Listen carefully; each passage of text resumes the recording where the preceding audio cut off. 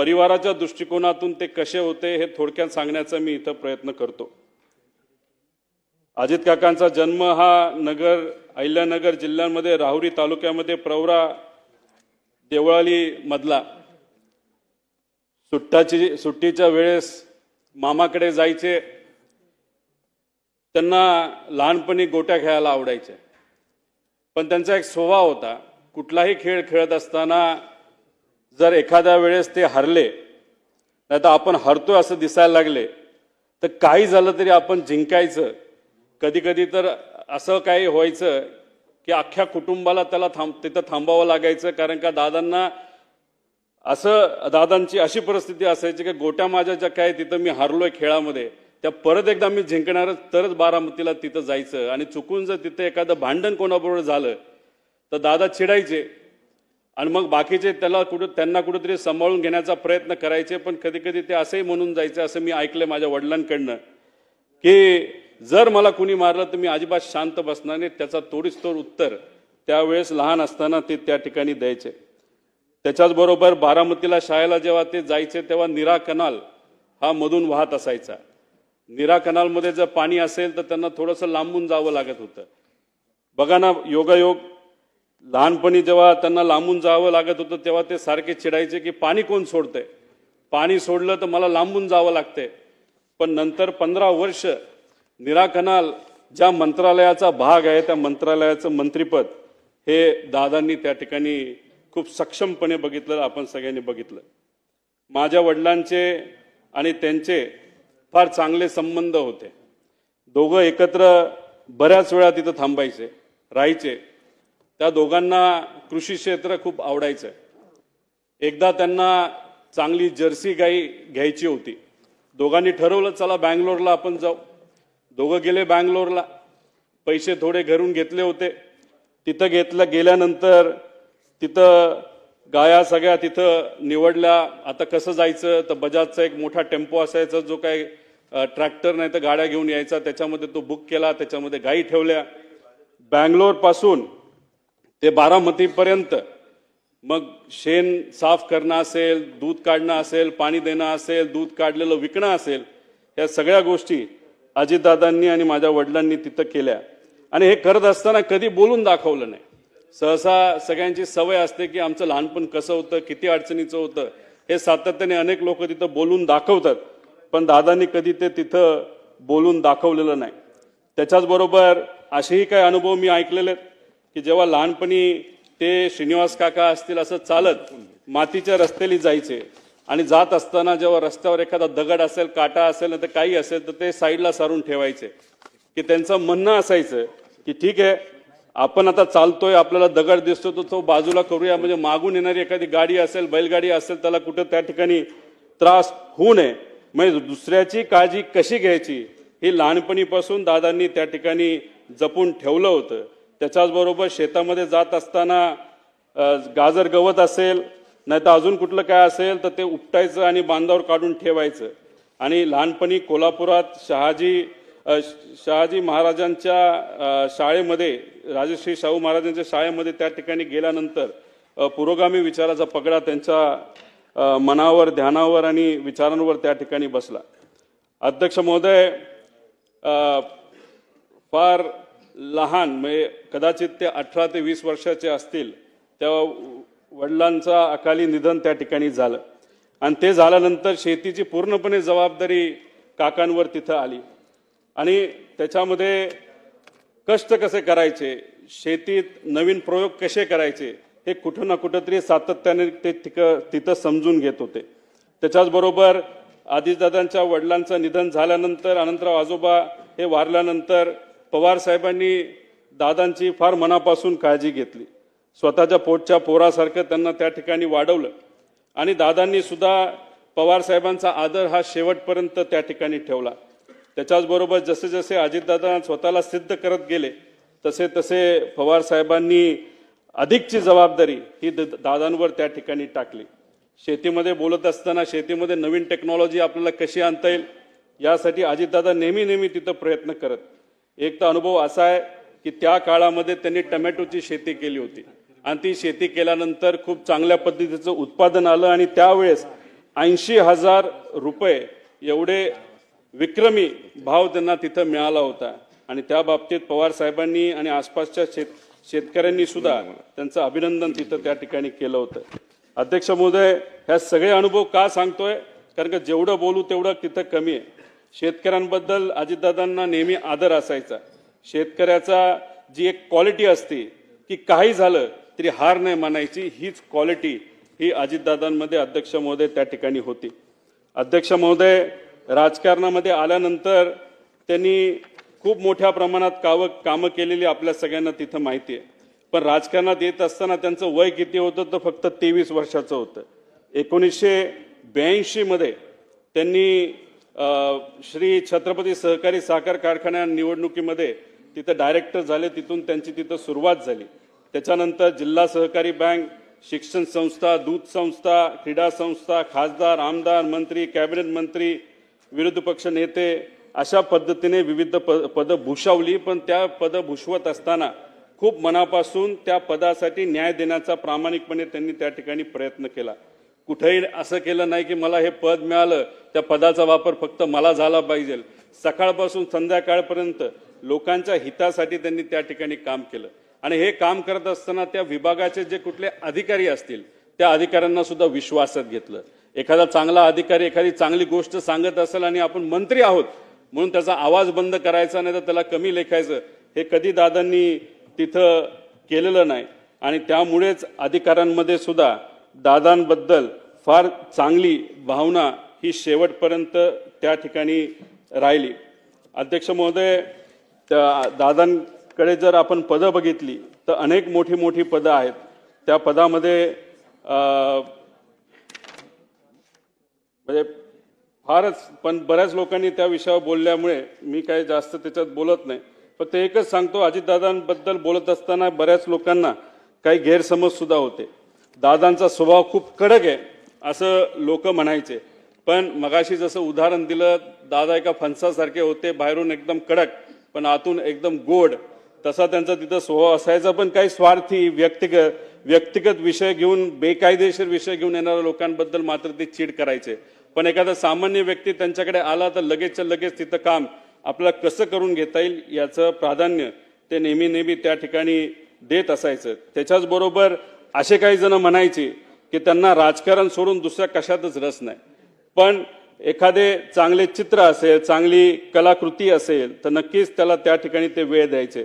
चांगली गाणी, जुनी गाणी ही गायला ऐकायला त्यांना त्या ठिकाणी आवडायचं. त्याच्याच बरोबर त्यांना पिक्चर बघायला सुद्धा आवडायचं. पण बहुतांश पिक्चर त्यांचे ते आवडकीचे जे होते ते सर्व जुने पिक्चर होते.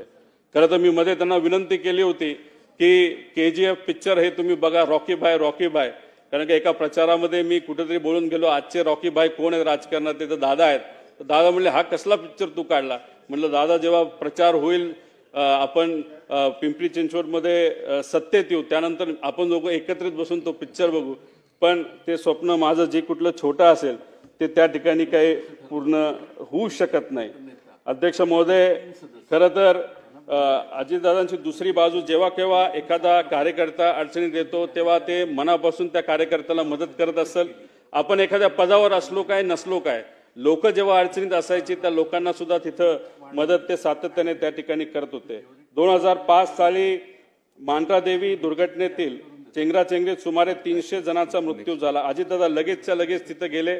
जी काय मदत आपल्याला शासनाकडनं, प्रशासनाकडनं आणि व्यक्तिगत करता येईल ती मदत तिथे असणाऱ्या लोकांना व त्यांच्या नातेवाईकांना तिथं केली. अध्यक्ष महोदय, पक्ष संघटना बांधणीमध्ये सुद्धा त्यांचं खूप मनापासूनचं लक्ष तिथं असायचं. कार्यकर्त्याला काय लागतं, कसं लागतं, त्यांना मदत कशी आपल्याला करता येईल. त्याच्याच बरोबर तरुणांना राजकारणाकडे आकर्षित करणं हे काय सहसा सगळ्यांना जमतं असं नाही. पण दादांच्या अवतीभोवती हे युवा कार्यकर्ते सातत्याने असायचे. अनेक युवा कार्यकर्त्यांना त्यांनी राजकारणामध्ये संधी दिली, आमदार बनवलं. आमदार झाल्यानंतर त्यांना मंत्री बनवलं. त्यामुळे नवीन कार्यकर्त्याला ताकद देणं हे दादांना खूप मनापासून त्या ठिकाणी माहीत होतं आणि त्यांची ती आवड असायची. निवडणूक कशी लढवावी, कुणाला उमेदवारी द्यावी, कुणाच्या बंडखोरीला छुपा आशीर्वाद द्यावा, सत्तेची मोठ कशी बांधावी, सत्ता कशी मिळवावी, सत्ता कशी टिकवावी आणि सत्ता कशी गाजवावी हे अजितदादांकडनं आपण सर्वजण शिकू शकतो. अध्यक्ष महोदय, खरं तर दादा जे काम मिळेल ते आपण करायचं. एखादा व्यक्ती आला, त्याला काम सांगितलं, दादांचा मूड जर खराब असेल तर मग चुकून दादा जर त्याच्यावर चिडले तर 5-10 मिनिटांनी परत एकदा ते फोन करायचे, बाबा तुझं काम काय होतं, आणि लगेच ते काम तिथं करून दाखवायचे. पण त्यांना कुठेही इल्लीगल बेकायदेशीर काम हे कधीच आवडत नसायचं. त्याच्याचबरोबर संघटनेसाठी सुद्धा त्यांनी खूप मनापासून वेळ दिला. जेव्हा ते मुंबईत असायचे, गुरुवारी सकाळी 9 ते 12 वाजेपर्यंत मुंबईतल्या राष्ट्रवादी काँग्रेसच्या कार्यालयामध्ये ते बसून असायचे. त्यानंतर शनिवार आणि रविवार हा बारामती आणि पुण्यासाठी असायचा. मुंबईत जेव्हा अजित काका तिथं बसलेले असायचे, चुकून एखादा बारामतीचा कार्यकर्ता जर मुंबईत आला तर प्रेमाने त्याला सांगायचे, जेव्हा मी बारामतीत असेल तेव्हा तू तिथे ये, आता इथं येऊ नको, महत्वाचं काम असेल तर मी इथं करतो, थोड्या दिवस तू थांबायला काय तुला काय हरकत नाही. त्यामुळे वेळेचं योग्य असं नियोजन, समजा एखादी बैठकीची वेळ त्यांनी दिली असेल सकाळी 7ची तर 7ला बैठक चालू व्हायची, 7 ते 10 मिनिटाचा वेळ असेल तर 10ला ती संपायची म्हणजे संपायची. तिथं जाऊन उगाच दुसऱ्या गोष्टी बोलून चालत नसायचं. काम काय, अधिकाऱ्याला विचारायचे, हो होऊ शकतं का, होऊ शकत असेल तर कसं होणार, करायचं असेल तर कसं होणार, किती दिवसात होणार. म्हणजे एवढ्या कमी वेळात, म्हणजे आपण मंत्र्यांकडे जर आज बघितलं आणि त्यांच्या कार्यपद्धतीकडे बघितलं तर दादा एकुलता एक कदाचित मंत्री असा असेल की त्यांनी दिवसा 30 ते 40 बैठका घेतल्या असेल, वेळेत त्या तिथं संपवल्या असतील. आणि दादाने एक वेगळा पायंडा या राजकारणामध्ये काढला होता. सहसा आपण जर बघितलं तर बरेच नेते हे तोंडावर आपल्याला गोड बोलतात पण नंतर ते काम कधी होत नसतं. पण दादाने एक नवीन पायंडा सुरू केला होता या महाराष्ट्राच्या राजकारणामध्ये. होणार असेल तर लगेच सांगायचं करतो, फोन लावणार, आणि होणार नसेल तर होणार नाही. त्यामुळे लोकांचा वेळ सुद्धा अध्यक्ष महोदय त्या ठिकाणी वाचायचा. त्याच्याचबरोबर मंत्री म्हणून जे सिंचन क्षेत्रातलं काम त्यांनी खूप मोठ्या प्रमाणात केलं. पाटबंधारे मंत्री असताना सुद्धा त्यांनी खूप मोठ्या प्रमाणात कामं केली. विदर्भासाठी, मराठवाड्यासाठी, पश्चिम महाराष्ट्र, कोकण, उत्तर महाराष्ट्र यासाठी त्यांनी तिथं काम केलं.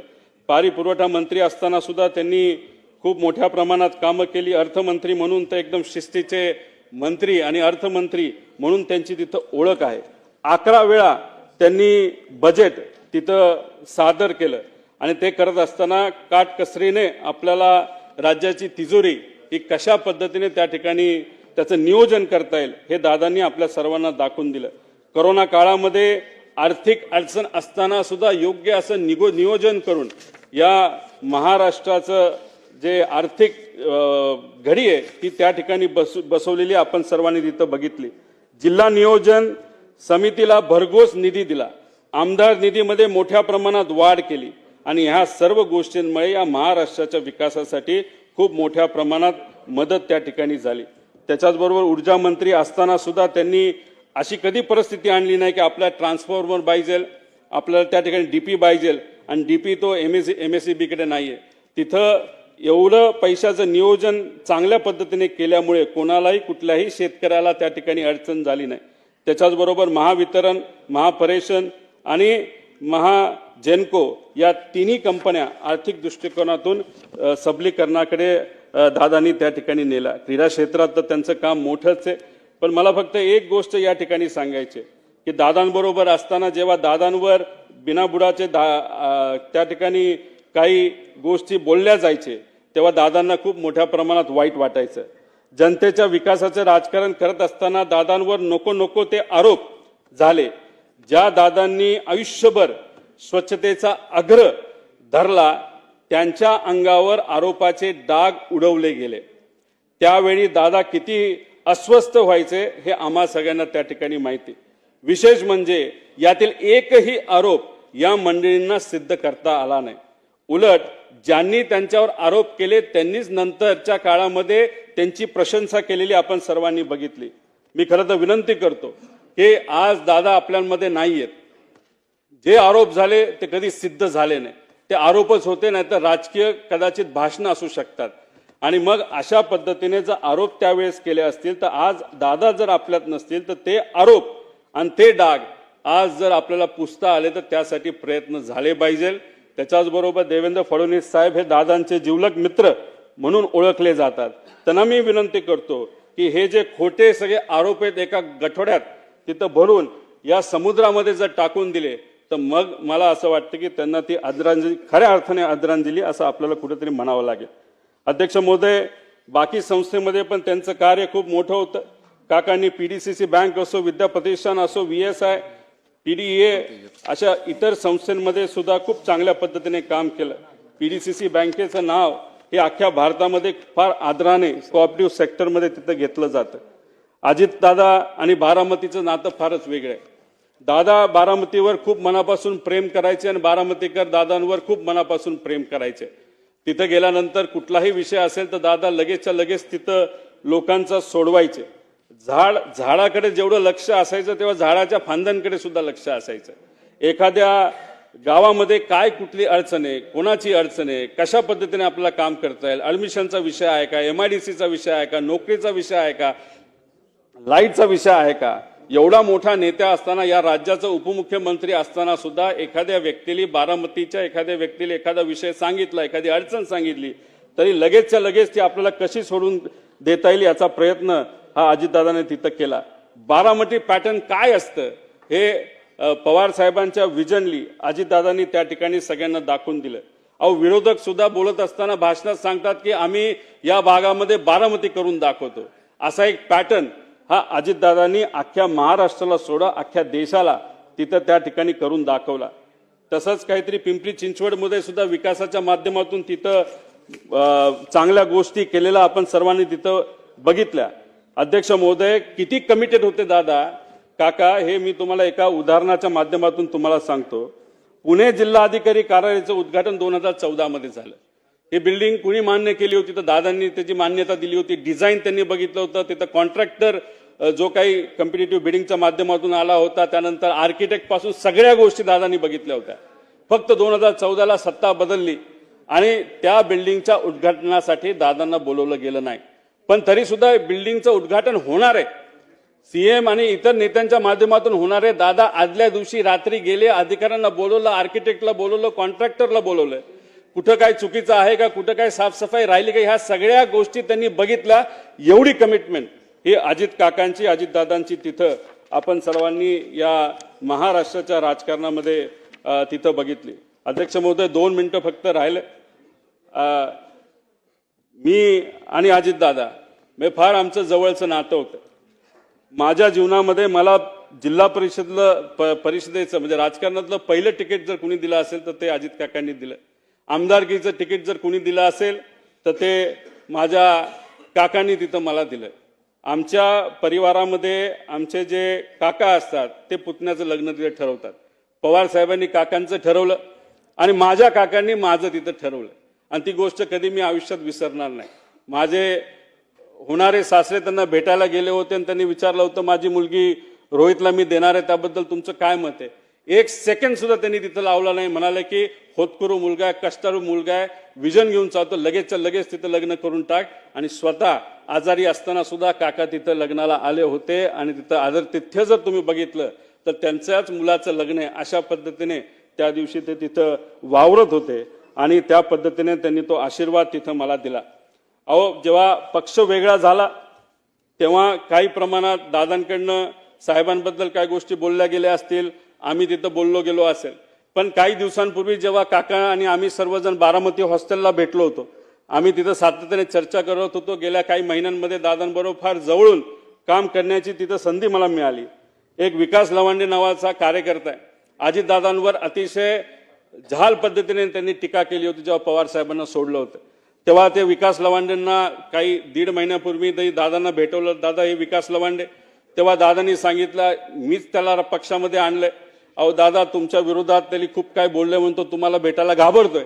तेव्हा दादा म्हणाले अरे तू बोलला हे बरोबर आहे, पण मी पण बोललो होतो ना पहिलं दुसरं भाषण, त्यामुळे मी पण चुकलो, तू पण चुकला. आता काय नाही, आता आपल्याला एकत्र एका विचाराने त्या ठिकाणी काम करायचं. अशा मोठ्या मनाचे हे माझे काका त्या ठिकाणी होते. त्याच्याचबरोबर अध्यक्ष महोदय, शेवट काही गोष्टी बोलत असताना प्रशासनावर वचक असणारा नेता गेला, जाती धर्माच्या पलीकडे काम करणारा नेता गेला, सूर्याशी स्पर्धा करणारा नेता गेला, सूर्य उगवण्याआधी कामाला सुरुवात व सूर्य मावळल्यानंतर काम बंद करणारा नेता गेला. अजितदादांच्या जाण्याने महाराष्ट्राच्या राजकारणातील एक लोकनेता गेला. महाराष्ट्राच्या राजकारणातील रुबाब गेला. बेट्या म्हणून आव्हान देणारा ग्रामीण बाज गेला. महाराष्ट्रातील राजकारणाचा रांगडेपणा गेला. राज्याच्या राजकारणातील बेधडकपणा गेला. राज्याच्या राजकारणातील वेग आणि आवाका गेला. महाराष्ट्रातील राजकारणाचा जिवंतपणा गेला. सगळ्यात महत्वाचे राज्याच्या राजकारणातील मिश्किलपणा गेला. अजितदादा पवार नावाचा जादूगार हसवत हसवत संबंध महाराष्ट्राला निशब्द करून गेला. मला ते म्हणायचे की रोहित तुझ्या झिपऱ्या वाढल्यात, जरा झिपऱ्या कमी कर.